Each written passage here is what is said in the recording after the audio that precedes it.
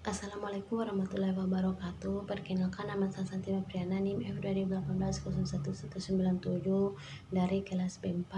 Baik, sini saya akan menjelaskan tentang biofarmasetika, yaitu sediaan obat yang diberikan secara optalamik atau melalui mata. Adapun anatomi dan fisiologi mata dapat dilihat pada gambar. Kornea tersusun seperti sandwich yang terdiri atas suatu lapisan hidrofilik stroma di antara dua lapisan lipofilik, yaitu epitelium dan endotelium. Epitelium tersusun dari 5-6 lapis sel, sedangkan endotelium yaitu lapisan tunggal pada bagian dalam kornea. Tebal kornea 0,5 mm pada bagian pusat dan sedikit agak menebal pada bagian perifer. Lapisan air mata perkorneal yang dihasilkan dari sekresi air mata membuat kornea selalu basah, jernih, dan sehat. Perlu diperhatikan mekanisme perlindungan mata berkontribusi terhadap eliminasi segera jika ada debu, insek, benda asing, menyebabkan formulasi sediaan obat yang bersinggungan dengan mata sukar berkontak lama dengan mata.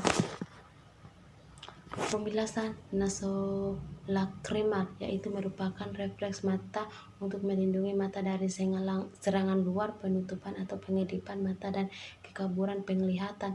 Terjadi kekaburan penglihatan karena sekresi air mata. Air mata secara kontinu membilas permukaan mata. Pembilasan nasolakrimal yaitu merupakan aktivitas dan mekanisme antiinfeksi, memiliki kandungan lisozim dan imunoglobulin dalam kandungan air mata. Cairan lakrimal akan disalurkan mengikuti alur nasolakrimal menuju faring dan esofagus. Akibat pembilasan nasolakrimal, sebagian dosis obat yang diberikan menjadi tidak aktif karena obat diberikan dengan protein dalam air mata dan musim konjungtivan. Kehilangan selanjutnya dapat meningkatkan karena hal yang bersifat fisik. Kantung mata hanya mampu mengakomodasi sekitar 2 cairan tambahan. Pengantaran obat ke bagian internal mata. Jika obat tidak bertujuan untuk pengobatan bagian luar mata, maka obat harus masuk ke dalam mata. Penetrasi obat mata yang diberikan secara satu, lokal, dan sistemik.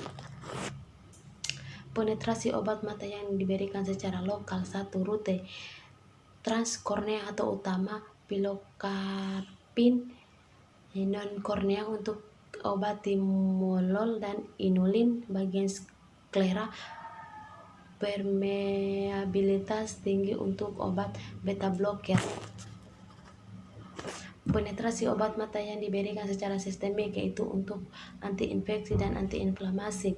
Proses penetrasi dihalangi oleh darah mata, halangan antara darah dan retina, darah dan humor vitreous. Viskositas tinggi mencegah difusi obat pada bagian posterior mata. Cairan dalam bilik mata depan dan ultravitreal belakang, intinya mata, yang dihasilkan oleh epitelium silinder pada proses sileser, mencegah lewatnya molekul besar protein plasma dan kebanyakan antibiotik.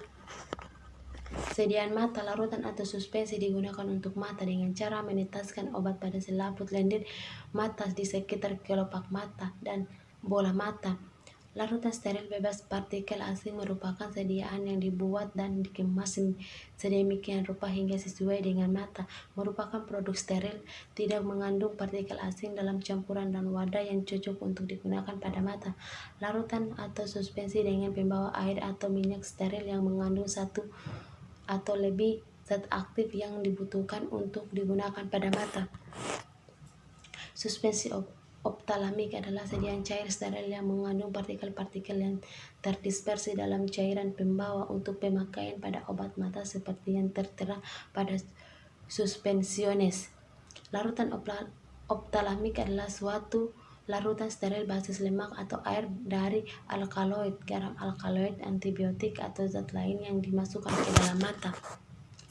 Keuntungan dan kerugian. Adapun keuntungan ini memiliki kelebihan yang dalam hal kehomogenan, bioavailabilitas, dan kemudahan penanganan. Adanya partikel zat aktif dapat memperpanjang waktu tinggal pada mata sehingga dapat meningkatkan waktu terdisolusi oleh air mata. Terjadi peningkatan biofasilitas dan efek terapinya. Adapun kekurangannya itu umum sediaan untuk mata, efeknya lokal atau topikal karena volume larutan yang dapat ditampung oleh mata sangat terbatas, yaitu 7. Larutan yang berlebihan dapat masuk ke nasal cavity lalu masuk ke jalur menghasilkan absorpsi sistemik yang tidak diinginkan. Misalnya beta blocker untuk perawatan glaukoma dapat menjadi masalah bagian pasien gangguan jantung atau asam bronkial. Kornea dan rongga mata sangat kurang tervaskularisasi. Kapiler pada retina dan iris relatif non-permeabel. Persyaratan obat mata: 1. Memenuhi persyaratan sterilisasi obat mata. 2. Tidak boleh ada toksisitas lokal. 3. Kemudahan pemberian. 4. Menggunakan pengawet antimikroba dan formulasi multiguna. 5. Memenuhi persyaratan isoosmolaritas untuk formulasi berbasis air. Eksipien: jaringan luar kornea mata dan konjuktiva sangat mudah mengalami kerusakan akibat bahan kimia. Mata sangat peka terhadap iritasi bahan aktif dan eksipien. Pertimbangan formulasi lain: formulasi optalamik harus steril. Cara sterilnya yang disukai autoklav, tapi banyak polimer yang tidak tahan dengan autoklav. Hambatan viscositas tidak memungkinkan untuk sterilisasi. Cara filtrasi: formulasi optalamik multiguna harus menggunakan pengawet. Solusi: formulasi tanpa pengawet untuk sediaan mata tunggal sekali pakai. Penilaian kinerja formulasi optalamik terbagi menjadi 2, yaitu 1. Berdasarkan perubahan ketersediaan hayati. 2. Dilakukan secara farmakokinetik dan farmakodinamik. Studi farmakokinetik yaitu disposisi obat secara prekorneal dapat diteliti uji sampel air mata dan mengukur kadar obat dalam mata. Tentang studi dapat menyebabkan pengedipan mata secara berlebihan, meningkatkan produksi air mata pada subjek yang peka terkena pipet pengambilan sampel sehingga hasil penelitian menjadi biasa.